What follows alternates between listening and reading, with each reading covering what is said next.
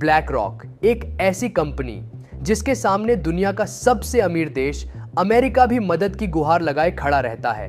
2008 का economic crisis हो या फिर 2020 का कोविड पेंडेमिक, जब भी अमेरिका की वर्चस्वता पर सवाल खड़े हुए हैं, ब्लैक रॉक कंपनी अमेरिका के लिए वरदान बन के सामने आई है।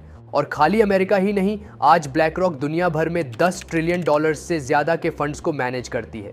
ये नंबर कितना बड़ा है, इसका अंदाजा आपको इस बात से लग जाएगा कि इंडिया, जो आज के समय में $3.7 ट्रिलियन की जीडीपी के साथ दुनिया की 5th सबसे बड़ी इकोनॉमी है, ब्लैक रॉक इससे 2.5 गुना से भी अधिक के एसेट्स मैनेज कर रही है। दुनिया की टॉप कंपनीज जैसे एप्पल, माइक्रोसॉफ्ट, गूगल, मेटा आज ब्लैक रॉक द्वारा ही कंट्रोल की जाती हैं। दोस्तों, ये कंपनी अमेरिका, यूरोप और यहाँ तक कि चीन को भी अपनी उंगलियों पर नचा सकती है। जब भी बड़े बड़े देशों को पैसों की ज़रूरत होती है तो ये देश ब्लैक रॉक के आगे हाथ फैलाकर खड़े हो जाते हैं। ये कंपनी शैडो बैंक की तरह काम करती है। आज जो हम खाना खा रहे हैं, पानी पी रहे हैं, बीमार पड़ने पर जो दवाई खा रहे हैं, उन सभी चीज़ों पर कहीं ना कहीं ब्लैक रॉक कंपनी का कंट्रोल है। इतना ही नहीं, रशिया यूक्रेन वॉर में जब यूक्रेन की इकोनॉमी की कमर टूटी हुई थी, तब ज़ेलेंस्की ने पूरे यूक्रेन देश के फंड्स की चाबी और किसी को नहीं बल्कि सीधा ब्लैक रॉक कंपनी को थमा दी थी। इतना सब कंट्रोल करने के बाद भी अगर आपने अभी तक इस कंपनी के बारे में नहीं सुना, तो इसके पीछे ये रीज़न है कि ये कंपनी खुद सुर्खियों में रहना नहीं चाहती, ताकि इनके काले कारनामे लोगों के सामने ना आ सकें। इसलिए इन्होंने वर्ल्ड के टॉप मीडिया आउटलेट को अपने कंट्रोल में कर रखा है। इसीलिए दोस्तों, आज की वीडियो हम इसी ब्लैक रॉक कंपनी के बारे में जानेंगे कि कैसे इस कंपनी ने दुनिया की लगभग हर इकोनॉमिक एक्टिविटी पर अपना कब्जा जमा रखा है। कैसे आज डेवलप्ड देश जब उनकी इकोनॉमी डाउन होती है तब इस कंपनी से हेल्प मांगते हैं। कैसे ये कंपनी एक रियल लाइफ इल्यूमिनाटी की तरह वर्क करती है। और सबसे बड़ा सवाल, आखिर कैसे ये कंपनी अमेरिका के गवर्नमेंट ऑफिसर्स को हायर कर फ्यूचर में उनसे अपने पक्ष में लॉज बनवाकर अमीर बनती है। दोस्तों, वीडियो काफ़ी इंटरेस्टिंग होने वाली है, आप एंड तक बने रहिएगा। History of black rock and Larry Fink.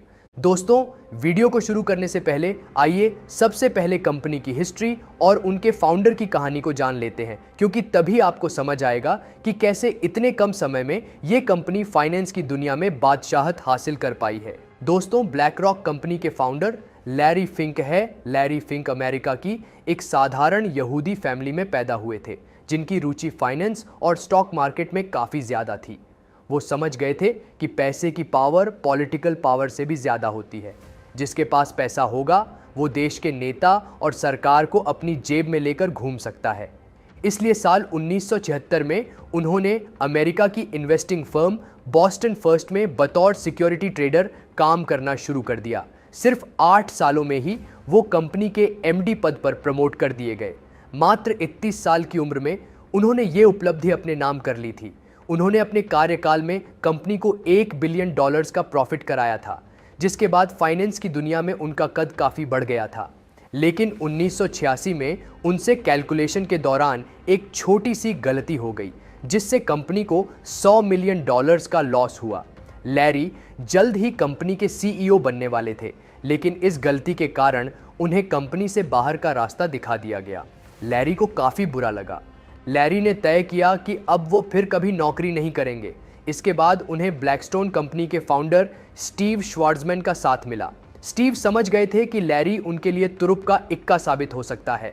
Steve ने लैरी को $5 मिलियन दिए और लैरी ने 7 अन्य साथियों के साथ मिलकर Blackstone finance management limited company की शुरुआत की। एक तरह से देखा जाए तो 1988 में ब्लैक रॉक कंपनी की नींव डल चुकी थी।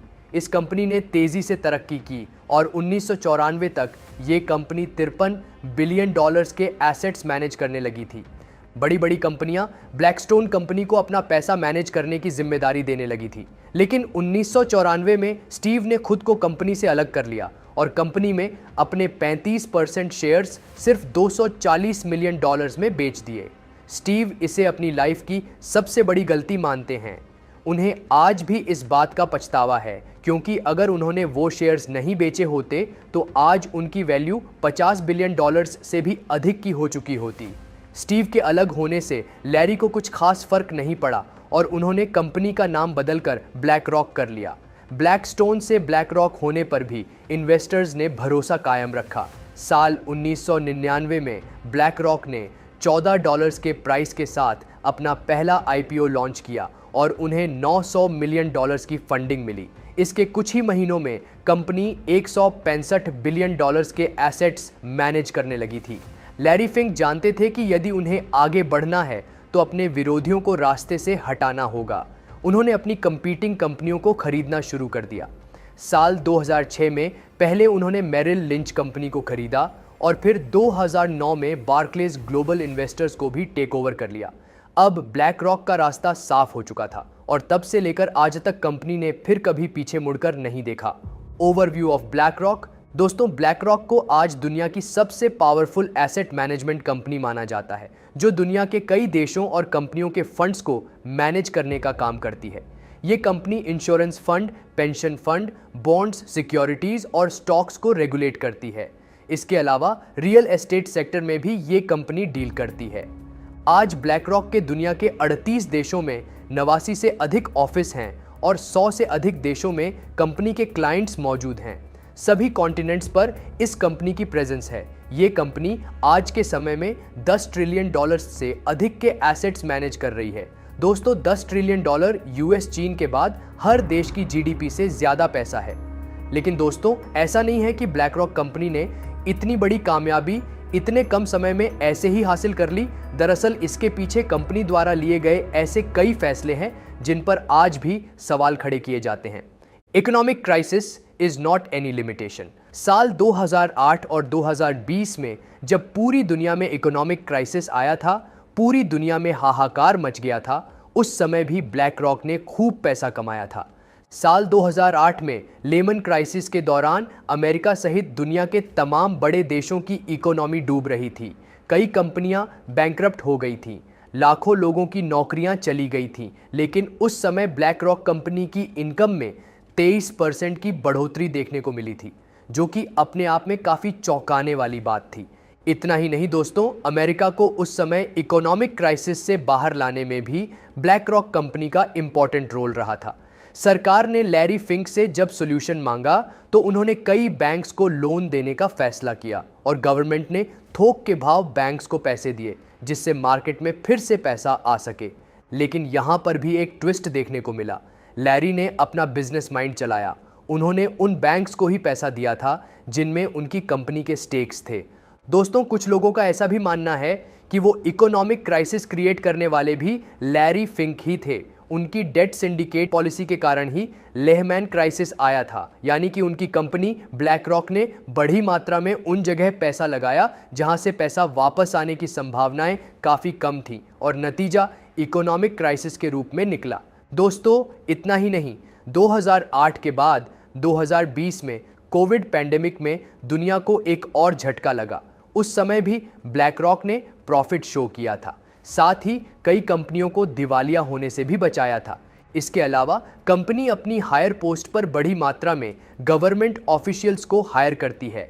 कंपनी का कहना है कि वो ऐसा इसलिए करती है क्योंकि गवर्नमेंट ऑफिशियल्स जिन्हें क्षेत्र चलाने का अनुभव प्राप्त है, वो कंपनी को बेहतर तरीके से चला सकते हैं। लेकिन दोस्तों, सच्चाई इसके उलट है। डेटा की माने तो कंपनी भले ही गवर्नमेंट ऑफिशियल्स को हायर सैलरी देकर अपने यहाँ नौकरी पर रखती है, बट जब ये ऑफिसर्स वापस जाकर पॉलिटिक्स में जाते हैं या गवर्नमेंट बनाते हैं, तब ऐसे लॉज जानबूझकर बनवाए जाते हैं जिससे ब्लैक रॉक कंपनी को फ़ायदा हो, इन्हें टैक्स में बचत मिले। एग्जाम्पल देखें तो डीज और अडेएमओ ब्लैक रॉक कंपनी के एम्प्लॉय रह चुके हैं, जो एक समय पर बराक ओबामा की नेशनल इकोनॉमिक काउंसिल के सदस्य रह चुके थे और यही लोग आगे बाइडेन के अंडर काम करते हैं।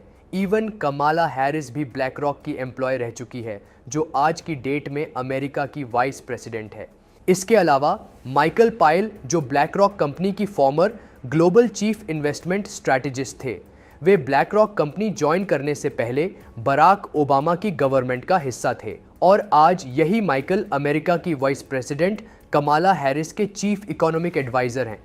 अब जायज़ सी बात है अगर कोई पॉलिसी बनेगी और वो ब्लैक रॉक के पक्ष में ना हो, ऐसा तो हो नहीं सकता। और कहीं ना कहीं इसी वजह से आज अमेरिका का मोस्टली पैसा ब्लैक रॉक ही मैनेज करती है। इवन कोरोना महामारी के समय अमेरिका के फेडरल रिजर्व ने FMA, जो ब्लैक रॉक की एक कंसल्टिंग आर्म है, उसको इमरजेंसी में अपने फंड्स को मैनेज करने का टेंडर दिया था। खास बात यह है, ये टेंडर बिना किसी बिडिंग के या बोली के ब्लैक रॉक को मिला था। Black rock regulates each and every industry. दोस्तों, अमेरिका जो दुनिया का सबसे अमीर देश है, उसकी गवर्नमेंट को कंट्रोल करने की वजह से ब्लैक रॉक कंपनी आज पूरी दुनिया को कंट्रोल कर रही है। असल में Pepsi, Coca Cola, Walmart, Cisco, McDonald, Johnson and Johnson, Mastercard और वीज़ाकॉम जैसी सभी कंपनी में ब्लैक रॉक के स्टेक्स मौजूद है। यानी आप अपने क्रेडिट या डेबिट कार्ड से भी अगर कोई ट्रांजैक्शन कर रहे हैं तो उसका फायदा ब्लैक रॉक को हो रहा है। इंडिया की भी कई कंपनियों में ब्लैक रॉक ने इन्वेस्ट किया हुआ है। Infosys, Reliance, HDFC, ICICI bank, axis bank, Maruti Suzuki, TCS, Mahindra and Mahindra और अल्ट्राटेक सीमेंट जैसी कंपनियों में ब्लैक रॉक की मेजर होल्डिंग्स है। ब्लैक रॉक की सबसे बड़ी होल्डिंग्स की बात करें तो फोर्ड कंपनी में इसके 7.25% स्टेक्स है। फेसबुक, एप्पल और JP मॉर्गन में 6.5% शेयर्स की हिस्सेदारी ब्लैक रॉक की है।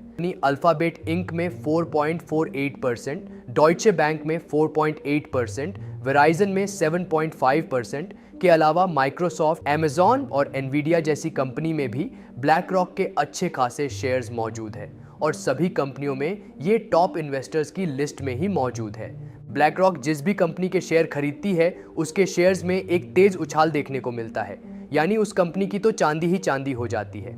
हाल ही में अप्रैल 2024 में भारत की दो कंपनी इलेक्ट्रो स्टील कास्टिंग्स और PTC इंडिया लिमिटेड में 207 करोड़ के शेयर्स खरीदे थे। ब्लैक रॉक के इन्वेस्ट करते ही कंपनी के शेयर्स में 11% तक का उछाल देखने को मिला था। दोस्तों, आज के समय में चाइना में भी ब्लैक रॉक का इन्फ्लुएंस बढ़ रहा है। असल में USA ने अपनी चाइनीज कंपनियों में इन्वेस्टमेंट पर बैन लगा रखा है और कई चाइनीज कंपनीज को ब्लैक लिस्ट भी किया हुआ है। लेकिन USA के ब्लैक लिस्ट करने के बावजूद आज उन कंपनियों में ब्लैक रॉक इन्वेस्ट कर रहा है। चाइना की रियल एस्टेट मार्केट और म्यूचुअल फंड सेक्टर में लैरी फिंक की कंपनी का दबदबा मजबूत हो रहा है। आने वाले समय में शायद चीन को भी लैरी फिंक अपनी उंगलियों पर नचाते नजर आएंगे। दोस्तों, ब्लैक रॉक वैसे तो खुद को environmental and social friendly company बताती है, लेकिन दूसरी ओर उन कंपनियों में भी ये इन्वेस्ट करती है जो क्लाइमेट चेंज के लिए रिस्पॉन्सिबल है और फॉसिल फ्यूल्स के यूज को जहां बढ़ावा मिल रहा है। Oil and corporation company Exxon Mobil में ब्लैक रॉक की 6.7% की हिस्सेदारी है। केवल ये कंपनी आज वर्ल्ड के 2% कार्बन एमिशन के लिए जिम्मेदार है। इसके अलावा गन मैन्युफैक्चरिंग जैसे बिजनेस में भी ब्लैक रॉक ने निवेश किया हुआ है। इससे कहीं ना कहीं कंपनी का डबल स्टैंडर्ड भी देखने को मिलता है। यानी एक बात साफ है, लैरी फिंक और उनकी कंपनी को इस बात से कोई फर्क नहीं पड़ता कि कंपनी सही काम कर रही है या नहीं, उसकी इन्वेस्टमेंट नेचर के लिए हार्मफुल तो नहीं है या फिर वो समाज के लिए ठीक है या नहीं। ब्लैक रॉक को सिर्फ अपने प्रॉफिट से मतलब है और यही वजह है कि साल 1999 से लेकर 2020 तक इस कंपनी ने 7,539% की बेहतरीन ग्रोथ की।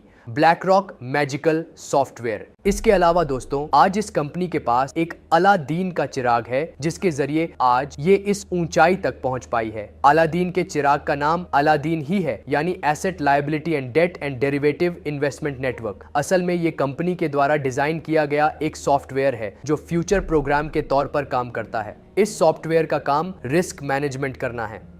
अलादीन सॉफ्टवेयर ग्लोबल इवेंट्स और रिस्क पैरामीटर्स को मेजर करते हुए AI के जरिए ये बताता है कि कहां पर इन्वेस्ट करना सही रहेगा और कहां पर पैसा डूबने की आशंका है।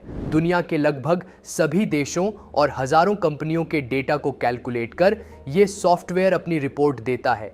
50,000 से अधिक यूजर्स इस सॉफ्टवेयर का यूज कर रहे हैं। बड़ी बड़ी कंपनियां करोड़ों रुपए इस सॉफ्टवेयर को यूज करने के लिए दे रही हैं और आज 21 ट्रिलियन डॉलर से अधिक के एसेट्स सिर्फ इस सॉफ्टवेयर के जरिए मैनेज किए जा रहे हैं।